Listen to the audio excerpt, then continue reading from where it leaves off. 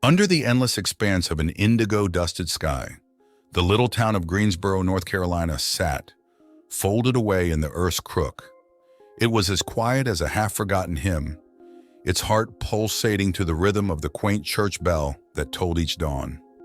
Theodore Raines, a journalist with eyes that had seen too many stories and a heart that still held too many more, stepped off the rickety bus under the cobblestone streets.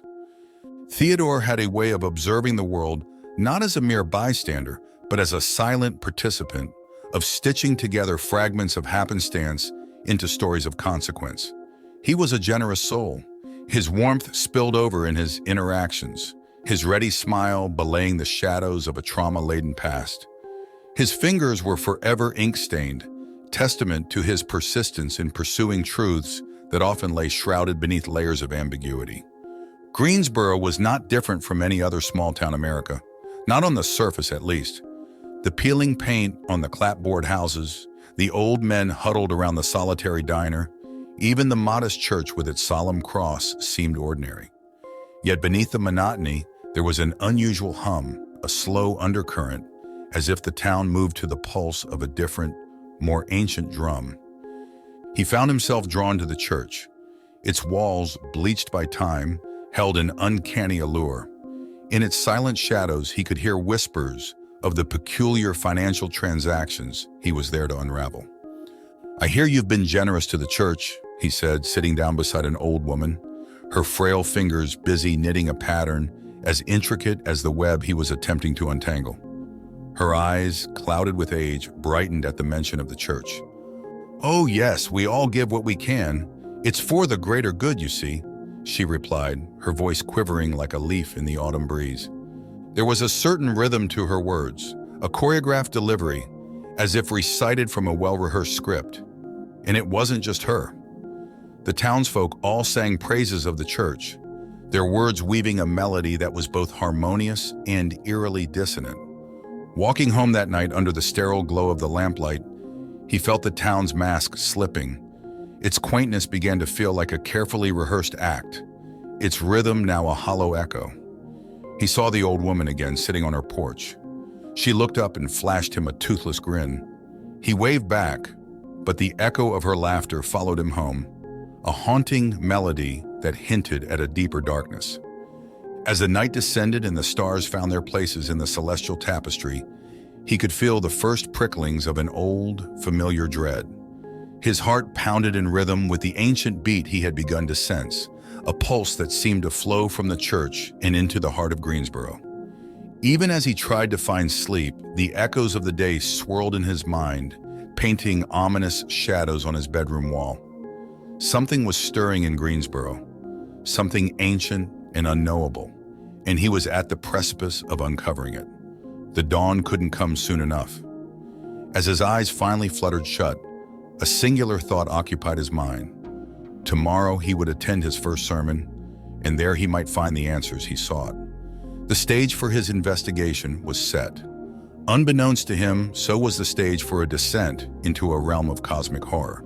The church loomed larger than life as Theodore walked up the gravel path, its somber silhouette against the dawn appearing more like a mausoleum than a house of worship. He stepped inside, the heavy wooden door creaking in protest, the sound echoing through the cavernous interior, imbuing the sacred air with an unspoken tension. The pews were packed with people, their voices low murmurs against the high ceilings.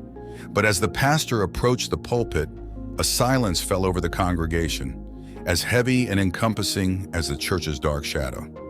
There was something captivating about the pastor, an enigmatic charm that commanded respect and obedience. His voice, deep and soothing, spun sermons of devotion and sacrifice, punctuated by readings from a worn leather-bound Bible. Theodore listened, his journalist's intuition detecting a subtext within the pastor's hypnotic cadence, a subliminal thread that resonated with the townsfolk's eerily uniform behavior. Within the hypnotic rhythm of the pastor's sermon, he noted an alien tone. It was a language unknown to him, its syntax archaic, its rhythm discordant. The congregation seemed to respond to it, their eyes glazing over, their bodies swaying as if entranced. His curiosity piqued, he decided to delve deeper. He spent countless hours poring over the church's financial records, the numbers dancing in strange patterns before his tired eyes. The extravagant donations, he noted, were all funneled back into the church, used to procure strange artifacts and texts that hinted at arcane rituals and practices far removed from conventional worship. Late one night, during his research, he stumbled upon a peculiar entry in the church's ancient ledger. It mentioned the purchase of a peculiar artifact referred to as the Harbinger's Sigil. His blood ran cold as he realized the depth of the riddle he was solving. He was now standing at the precipice of a mystery that ran far deeper and darker than simple money laundering. In the following days, he attended the sermons with renewed focus, seeking to decode the pastor's words, observing the congregation's trance-like states. His questions raised suspicion, his persistence now a thorn in the pastor's side. One night, after a particularly intense sermon, he found himself in the grip of a feverish dream. He was standing amidst a celestial swirl of galaxies and dark nebulae, the old woman's laughter echoing through the cosmos, now twisted into a sound as alien as the pastor's hidden language. He awoke, gasping, the echoes of the dream reverberating in his consciousness, shattering the thin veneer of normalcy he had clung to. Greensboro was not what it seemed, and neither was its church. As the ghostly pallor of the moon washed over him, he decided it was time to dig into the town's history.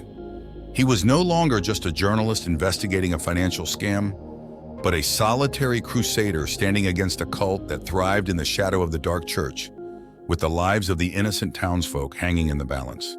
Unseen and unknown, a cosmic horror was stirring, and it was up to Theodore to expose it. Within the hushed confines of Greensboro's small library, Theodore dove into the worn pages of history. Time was a ruthless narrator, he realized, unearthing tales as chilling as the cryptic sermons that echoed from the church's pulpit.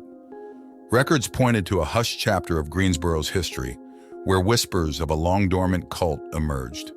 It was an unsettling echo of the present, of the church and its congregation, their devotion not to the Christian God, but to an ancient cosmic entity ominously referred to as the Stellar Harbinger.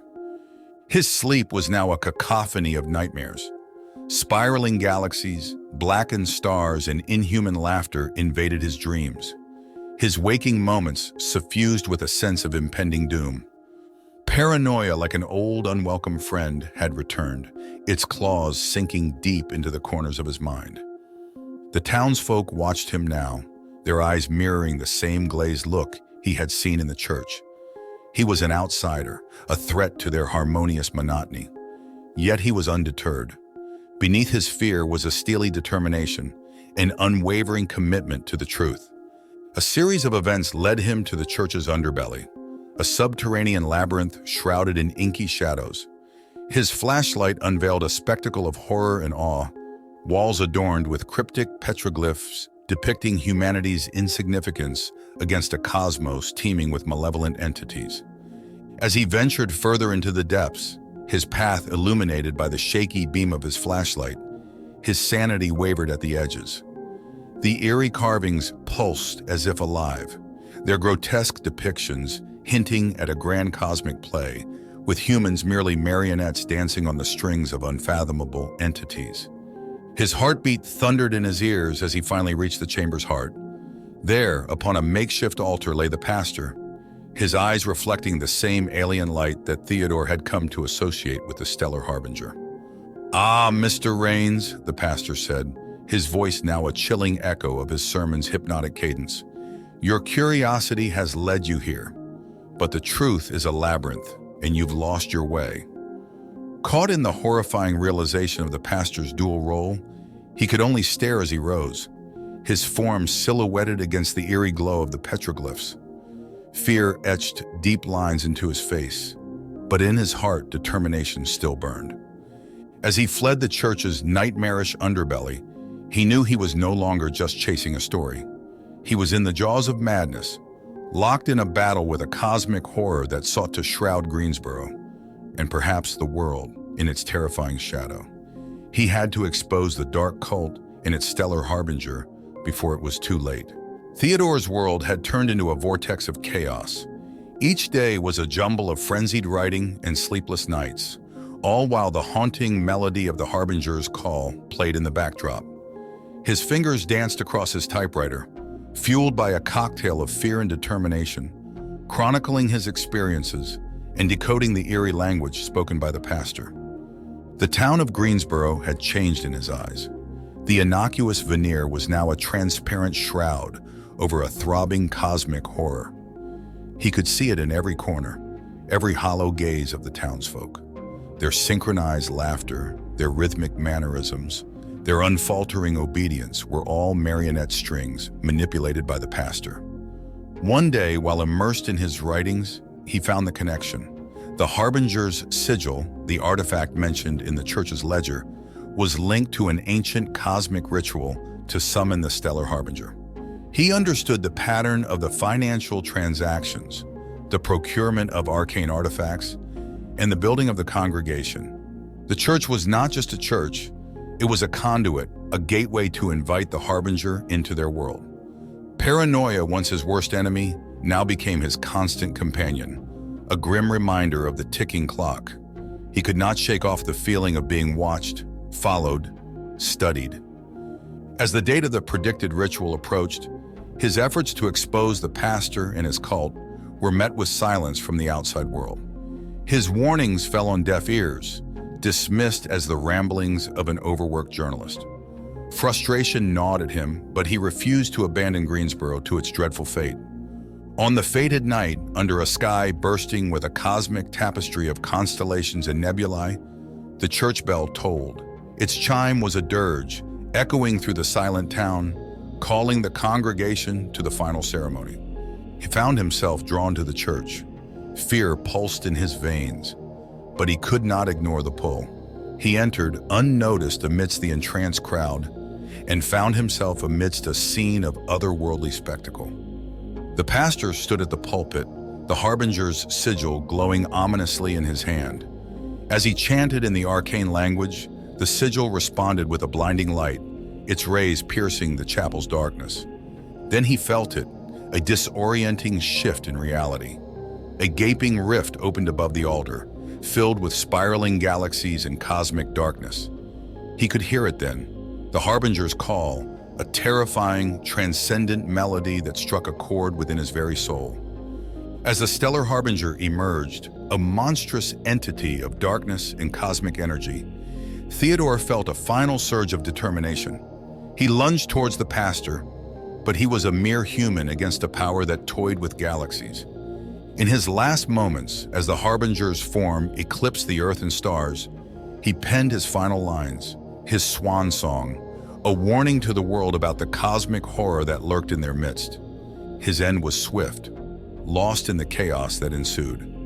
His body was never found, but his notes were, serving as a haunting testament of his bravery and the horrifying reality that had befallen Greensboro. His warnings, ignored initially, were now chilling prophecies. The world would remember Theodore Raines, the man who dared to face cosmic horror, who proved that human courage, even in the face of otherworldly terror, could shine brighter than the stars themselves. Thank you for watching. If you enjoyed the video, like it and subscribe to our channel, where you can find more similar stories, and click on the bell icon to never miss one. There is plenty more cosmic horror to come from the Eldritch Tales Factory. Stay tuned, and until next time.